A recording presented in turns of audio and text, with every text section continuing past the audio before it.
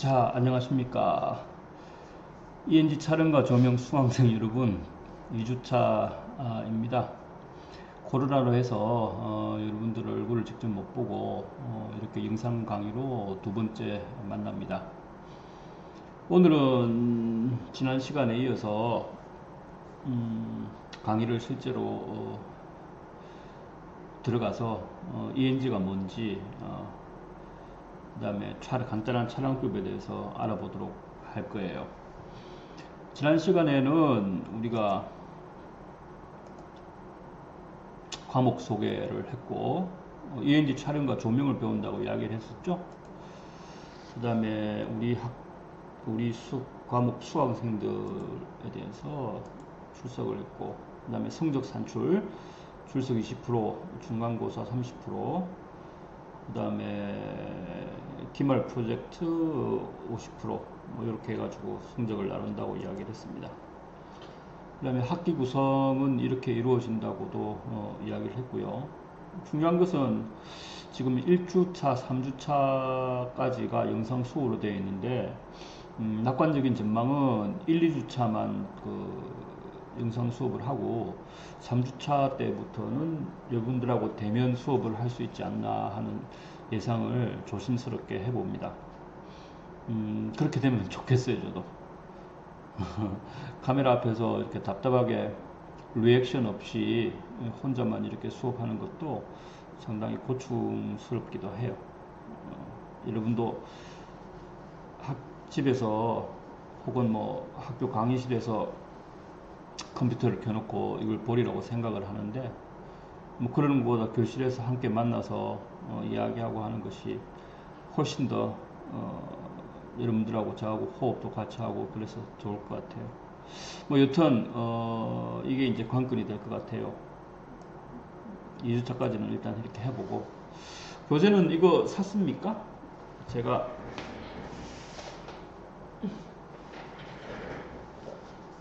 저는 이걸 구입을 해가지고 공부를 하고 있어요. 근데 이미 뭐 기본적으로 뭐 저야 이렇게 기본적으로 알고 있는 내용이지만 정리가 간단하게나마 이렇게 정리가 잘 되어 있는 것 같아서 여러분들 공부하기에 아주 알맞을 것 같습니다.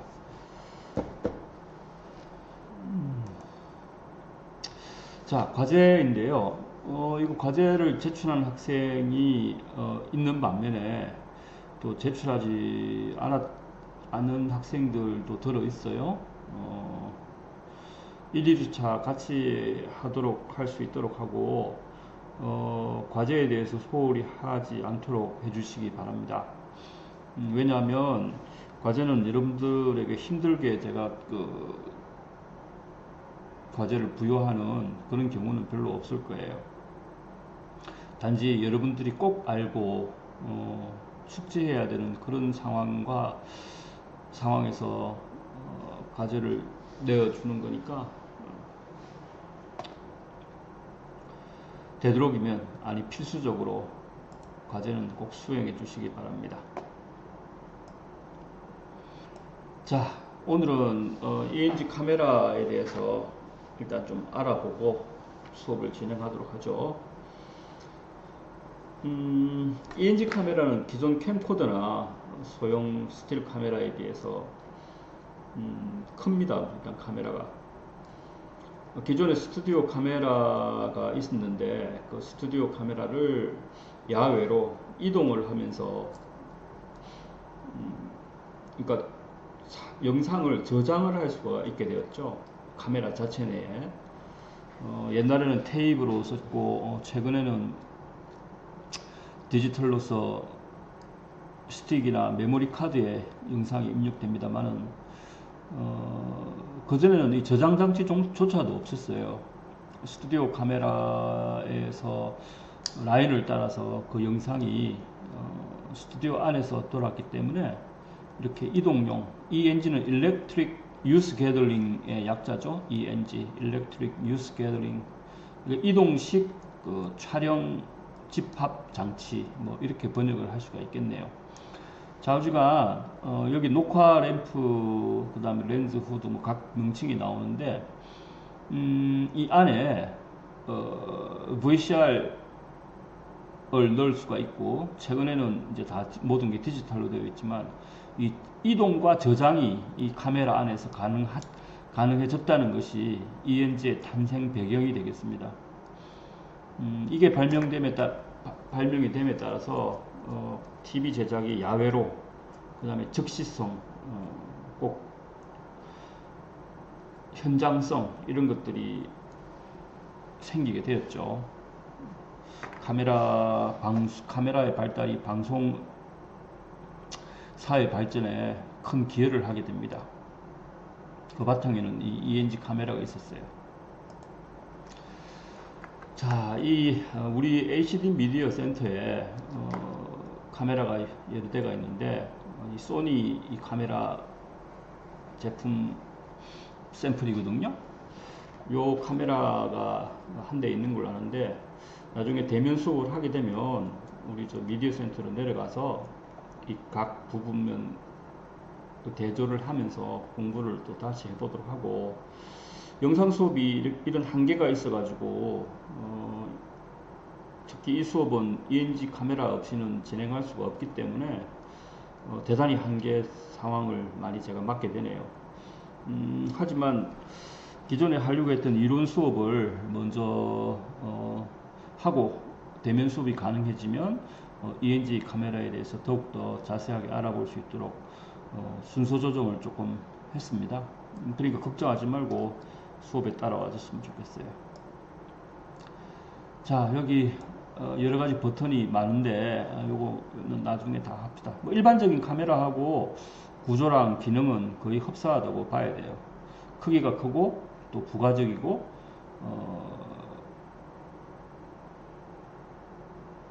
기존 기능에 첨부된 그런 기능들이 많기 때문에 좀 복잡하게 보일지언정 실제로 기본적인 카메라하고는 구조가 거의 똑같습니다. 자, 요게 이제 그 기존 카메라랑 많이 틀리기도 하고 부가적으로 많이 설명인데, 이게 ENG 카메라는 그 여러 개의 단자가 많아요. 그래서 이 케이블을 따라서 단자에 연결할 수가 있는데 비디오도 뭐 비디오 컴포넌트, SDI, 아이링크 이런 여러 가지 단자들이 있는데 요거는 또 다시 다음에 설명하도록 하겠습니다. 기본적인 것만 알면 되니까 제가 지금 보여드렸던 요 단자, 그 다음에 영상 촬영과 재생에 대한 부분, 그 다음에 녹화하는 기본적인 장비에 대한 명칭과 사용법, 이 정도만 알고 있으면 여러분들이 ENG 카메라를 사용하는데 크게 뭐 무리는 없을 것 같아요. 그렇다고 우리가 뭐 ENG 수리를 하거나 직접 제작하는 업체에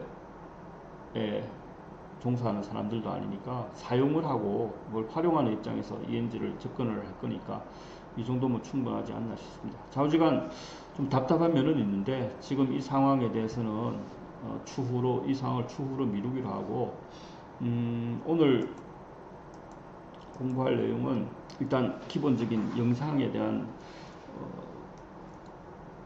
기본 공부, ENG 촬영과 활용에 필요한 공부를 기본적으로 해야 될 것 같습니다. 요걸 먼저 해야 ENG 촬영할 때 알 수 있을 거예요. 뭐 ENG 촬영할 때 화이트 밸런스 맞춰야 되는 거, 그걸 알려면 색온도도 알아야 되고, 그다음에 노출감, 조리개를 조정을 하려면 노출이라는 개념도 알아야 되기 때문에 이걸 먼저 아는 게 순서일 것 같습니다. 자, 그러면 우리 영상의 기본 요소부터 한번 살펴봅시다.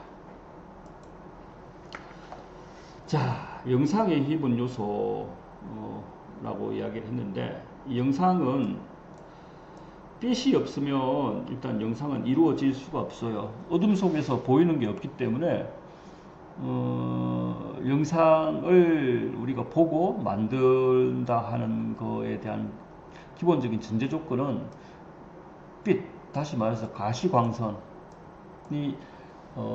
있지 않고는 불가능한 이야기죠. 특히 이 과시광선은 우리가 그 낮에 햇빛 속에서의 색온도를 기준으로 모든 색과 색온도가 정해집니다. 자, 빛하고 가시광선은 거의 같은 말이라고 봐줘도 돼요. 우리가 볼 수 있는 광선을 가시광선이라 그러고, 우리가 볼 수 없는 광선은 볼 수가 없어요. 무슨 말이냐면, 켈빈이라는 사람이 이미 우리가 볼 수 있는 광선의 범위를 측정을 해서 그것을 온도 개념을 도입해서 색온도라는 명칭을 사용해서 우리가 볼 수 있는 세계를 숫자적으로, 그 다음에 관념적으로 표현을 했어요. 실제로 우리 눈은 여기 보면은 여기 빨간색, 주황색, 노란색, 빨주노초, 파, 남, 보 이렇게 무지개 색깔 있죠? 무지개 색깔. 무지개 색깔만 우리가 볼 수가 있어요. 여기서 이건 적색이기 때문에 적색 밖에선, 적외선, 그 다음에 이 보라색 밖에선, 자외선은 우리가 눈으로 인지를 할 수가 없습니다. 즉 말해서 적외선과 자외선은 우리 눈으로 볼 수가 없어요. 다른 동물들은, 일부 동물들은 적외선을 볼 수 있는 동물도 있고, 또 어떤 동물들은 자외선을 볼 수 있는 동물도 있어요. 우리의 가시 영역은 켈빈에 의하면 1500K, 그 다음에 9000K까지 이 범위에 있는 광선을 우리가 볼 수 있습니다. 그래서 요거를 볼 수 있는 광선이라 해서 가시광선이라 그러고, 볼 수 없는 광선 부분의 영역에 있은 불가시 광선이겠죠. 그래서 우리가 볼 수 있는 거를 켈빈은 1500에서 900이라는 범위를 설정했고, 1500은 촛불에 해당되는 밝기이고요. 그 다음에 9000은 파란 하늘의 밝기입니다. 그 다음에 이 데일라이트라 되어 있는데 주광이라고 이야기를 할 수가 있는데, 이 주광의 색온도는 5200K 정도 됩니다. 그래서 캔들라이트는 어둡죠. 그 다음에 파란 하늘은 아주 밝습니다. 이 상황에 대해서 우리가 켈빈의 색온도라는 범위를 사용해서 색의 흐름을 이렇게 나타낸 거예요. 자, 근데 이 색은 색온도가 낮으면 낮을수록 빨간색에 가깝고요. 색온도가 높으면 높을수록 파란색에 가깝습니다. 그래서 이 파란색이 빨간색이 점점 파란색으로 가는 범위에 있어서 이 블루, 파란색, 그린, 초록색, 레드, 빨간색, 이게 색의 3원색이죠. 이 색의 3원색을 다 한꺼번에 레드, 그린, 블루, 색의 3원색을 한꺼번에 쪼이면 여기는 백색이 됩니다. 백색. 빛의 3원색 참. 색의 3원색을 빨강, 파랑, 노랑을 한꺼번에 하면 어떤 색이 되죠? 여기는 검은색이 되죠. 반면에 빛의 3원색을 쪼이면 흰색이 됩니다. 그러니까 즉 말해서 모든 색은 이 블루와 그린과 레드의 밸런스로서 이루어져 있는데, 이 밸런스가 초반에 카메라에 B와 G와 R이 이렇게 균등하게 밸런스를 맞춘 상태에서 촬영을 해야 우리가 눈에서 보는 자연색과 똑같은 색을 카메라가 구현을 할 수가 있어요. 그래서 그 화이트 밸런스를 맞춘다라는 말이 있는데, 꼭 촬영 전에 여러분들이 ENG를 가지고 화이트 밸런스를 맞추고 촬영을 할 거예요. 꼭 뭐 ENG 카메라뿐만 아니라 모든 캠코더에는 화이트 밸런스가 있긴 한데, 오토 기능이 있어서 오토 버튼 한 번만 이렇게 탁 누르면 카메라가 자동적으로 화이트 밸런스를 맞춰줍니다. 요즘은 크게 신경 쓸 일은 아니지만 이런 원리에 대해서 여러분들이 숙지를 하고 있어야 돼요. 자, 이게 블루, 그린, 레드라는 색의 3원색, 빛의 3원색을 밸런스를 맞추는 것이 화이트 밸런스 맞추기다, 이렇게 이해를 하시면 됩니다. 이렇게 맞춰져 있는 상태에서 카메라가 촬영을 해야 여기 켈빈 온도 1500K에서 9000K에 해당되는 이런 다양한 색깔을 카메라가 정확하게 표현해 낼 수가 있어요. 무슨 말인지 알겠죠? 이게 불균형이 채로 촬영을 하면은, 블루가 많이 있는 채로 촬영을 하면은 이 파란색이 블루에 가까운 색으로 찍히기 때문에 우리가 본 원색을 카메라가 잡아내지를 못해요. 그런 관계를 화이트 밸런스라 그래요. 그러면 제가 지금 설명한 빛과 가시광선, 색온도, 화이트 밸런스, 요 세 개에 대한 설명이 되었는지 모르겠네요. 자, 질문이 있을 법도 한데, 질문은 옆에 이렇게 좀 표기를 해뒀다가 이메일로 질문을 한다든지 대면 강의가 시작이 되면 여러분들이 저한테 해주시면 될 것 같습니다. 자, 여기까지가 빛과 가시광선, 색온도, 화이트 밸런스에 대한 설명이었어요. 또 그 다음에 이제 또 중요한 요소 중에 하나인 노출이 있는데, 노출은 쉽게 이야기해서 영어로는 expose라 그러죠.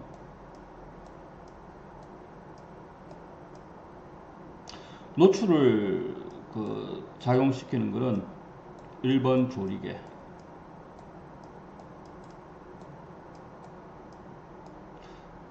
2번 셔터 스피드,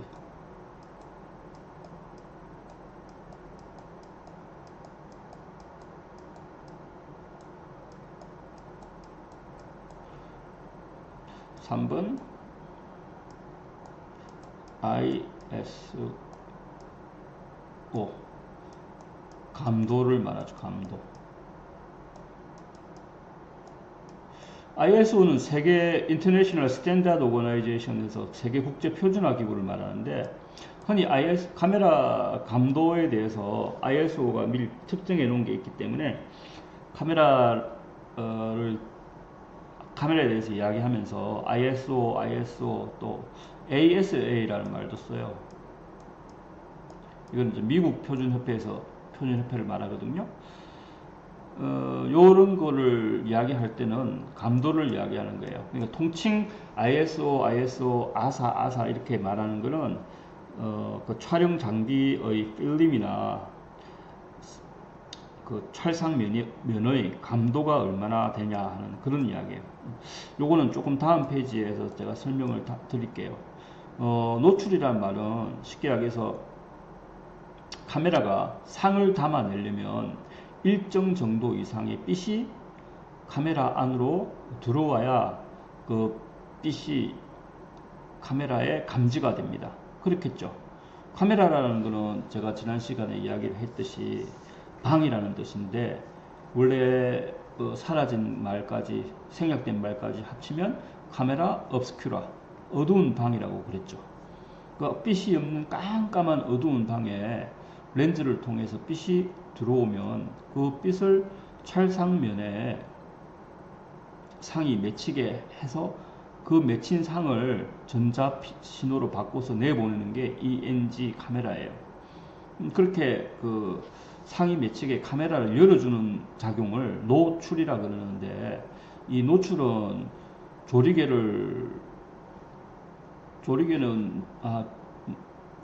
그 다음에 셔터 스피드, 3번 감도, 요 세 가지 작용을 통해서 노출을 조정할 수가 있어요.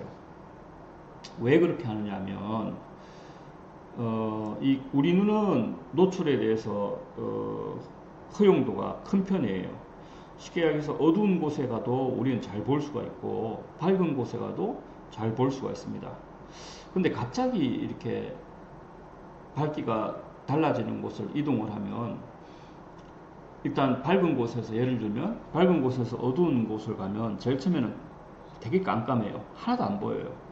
그러다가 눈을 감고 있거나 그 어두운 환경에 적응이 되면 그때부터는 또 보이기 시작을 합니다. 즉 말해서 우리 눈 안에 홍채가 빛을 감지를 해서 어두운 곳에 가면 홍채가 커지죠. 고양이 눈을 보면 우리가 충분히 알 수가 있어요. 그, 그 홍채 역할을 하는 게 조리개예요. 조리개 카메라에서는. 그다음에 우리가 밝은 곳에 가면 눈이 부시죠. 눈이 부시가지고 눈을 이렇게 개슴츠레하게 감아야 됩니다. 왜 그러냐면 빛이 우리 눈을 통해서 너무 많이 들어오니까, 그러니까 홍채가 열려 있는 상태에서 빛이 들어오면 그 빛의 양이 우리 눈에 너무 많이 들어오지 않겠습니까? 그 작용이 생리학적으로 감지되는 게 눈부시다라는 거예요. 그럼 1차적으로 우리 몸의 반응은 눈을 감기 마련이죠. 눈을 개슴츠레하게 뜨거나. 그게 이제 조리개를 줄이는 거죠. 줄이는 거. 그런 다음에 홍채가 점점 작아가지고 자기가 작아집니다. 그럼 그때부터 눈부시지는 않아요. 이렇게 우리는 우리 몸의 자동적인 반응에 의해서 빛을 조절하지만, 카메라는 그런 우리 생리학적인 생물이 아니니까 인공적으로 조절을 해줘야 되는데, 물론 뭐 오토 노출이라는 게 있죠. 자동 노출, 오토 익스포저라는 거. 하지만 우리는 왜 이렇게 노출 조정이 필요한지에 대해서 이론적으로 알아야 되는 상황이니까, 수동적인 측면에서의 조리개 조정, 셔터 스피드 조정, 그 다음에 감도 조정을 할 줄 알아야 돼요. 그리고 또 이런 개념을 확고하게 이해를 하고 있어야만 촬영을 할 때 실수도 없고 더욱더 훌륭한 촬영을 할 수가 있습니다. 그 다음에 두 번째 셔터 스피드인데, 이 셔터 스피드라는 거는 우리 눈으로 치면 셔터라는 거는 눈꺼풀이라고 보면 되죠. 이게 셔터 차각차각 하는 거. 눈을 감아버리면은 빛이 안 들어오죠. 카메라도 마찬가지로 셔터를 닫아버리면은 빛이 안 들어와요. 그래서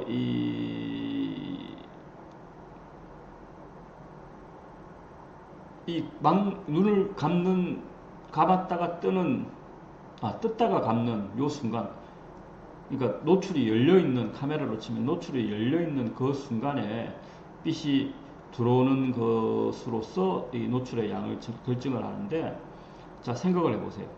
셔터 스피드가 빨라서 착각, 이 열리는 시간이 짧으면 빛이 작게 들어오겠어요? 많이 들어오겠어요? 그렇죠. 작게 들어오는 거예요, 작게. 그 다음에 찰칵, 그러니까 눈을 오래 뜨고 있으면 빛이 많이 들어오겠죠. 당연한 거죠. 요게 셔터 스피드예요. 그 다음에 세 번째는 ISO 감도, 여기 이 이야기인데, 이거는 뭐냐면 카메라 자체에서 빛에 대해서 얼마나 민감하느냐를 미리 정하는 거예요. 스틸 카메라 예를 들자면 필름 카메라를 옛날에는 썼고, 요즘은 이제 노출해서 노출 조정하는 돌리는 조정 단추가 있어가지고 돌리면서 ISO를 뭐 50, 100, 200, 400, 800 배씩 올라가요. 배씩 200, 400 이렇게 올라가는데, 즉 말해서 조리개를 한 칸 이동시키거나 셔터 스피드를 한 칸 이동시키거나 ISO를 한 칸 이동시키거나 하는 것은 똑같은 빛의 양의 조절이 가능합니다. 조리개를 한 칸 열었으면 셔터 스피드를 한 칸 줄이면 종전과 같은 양의 빛이 형성이 되는 거죠. 조리개와 셔터 스피드를 동일하게 놔두고 ISO 감도만 한 칸 조정을 하면 빛의 양은 종전보다는 2배의 차이가 납니다. 그러니까 조리개도 셔터 스피드도 IS도 이 세 가지가 모두 종전 촬영을 2배 이상 노출을 줄이거나 느리거나 하기 위해서는 이 세 개 중에 한 개를 한 클릭 옮길 수가 있어요. 그러면 빛이 2배 이상 커지거나 작아져요. 마찬가지로 그걸 보완하기 위해서 다른 종류의 것들을 또 움직여서 할 수도 있는데, 만약에 조리개도 한 칸 느리고 크게 느리고 셔터 스피드도 한 칸 천천히 찍게 만들고 ISO 감도도 한 칸 더 빛에 민감하게 조절을 한다면 한 배 하나, 둘, 셋 해서 총 6배의 빛의 차이가, 빛의 노출 차이가 나는 거예요. 이해가 되시겠죠? 조리개 2배, 셔터 스피드 2배, 감도 2배. 그래서 총 6배의 차이가 나는 거죠. 요거에 대한 직접적인 그 활동과 설명은 다음 시간에 또 하도록 하겠습니다.